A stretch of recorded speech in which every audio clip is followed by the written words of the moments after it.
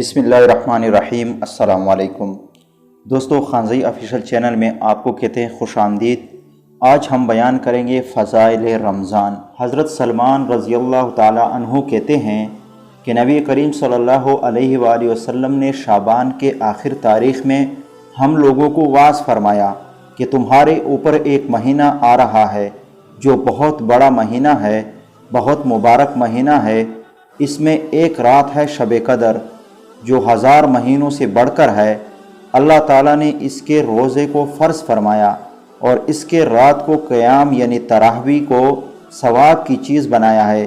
جو شخص اس مہینہ میں کسی نیکی کے ساتھ اللہ کا قرب حاصل کرے، ایسا ہے جیسا کہ غیر رمضان میں فرض ادا کیا، اور جو شخص اس مہینہ میں کسی فرض کو ادا کرے وہ ایسا ہے جیسا کہ غیر رمضان میں 70 فرض ادا کرے۔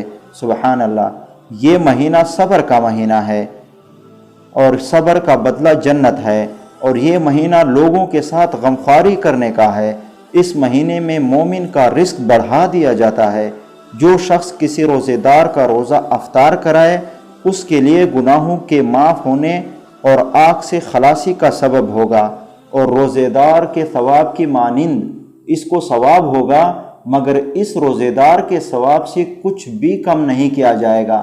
صحابہ رضی اللہ تعالی عنہ نے عرض کیا، یا رسول اللہ، ہم میں سے ہر شخص تو اتنی وسعت نہیں رکھتا کہ روزے دار کو افطار کرائے، تو آپ صلی اللہ علیہ وآلہ وسلم نے فرمایا کہ پیٹ بھر کر کھلانے پر موقوف نہیں، یہ ثواب تو اللہ جل شانہ ایک کھجور سے کوئی افطار کرا دے، یا ایک گھونٹ پانی پلا دے، یا ایک گھونٹ لسی پلا دے، اس پر بھی مرحمت فرما دیتے ہیں۔ سبحان اللہ۔ یہ ایسا مہینہ ہے کہ اس کا اول حصہ اللہ کی رحمت اور درمیانی حصہ مغفرت ہے، اور آخری حصہ آگ سے آزادی ہے۔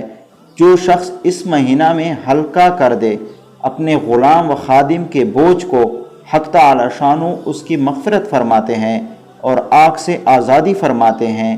اور 4 چیزوں کی اس میں کثرت رکھا کرو، جن میں سے 2 چیزیں اللہ کی رضا کے واسطے، اور 2 چیزیں ایسی ہیں کہ جن سے تمہیں چارہ کار نہیں۔ پہلی 2 چیزیں جن سے تم اپنے رب کو راضی کرو وہ کلمہ طیبہ اور استغفار کی کثرت ہے، اور دوسری 2 چیزیں یہ ہے کہ جنت کی طلب کرو اور آگ سے پناہ مانگو۔ جو شخص کسی روزے دار کو پانی پلائے، حق تعالی شانہ قیامت کے دن میرے اس حوض سے اس کو ایسا پانی پلائیں گے جس کے بعد جنت میں داخل ہونے تک پیاس نہیں لگے گی۔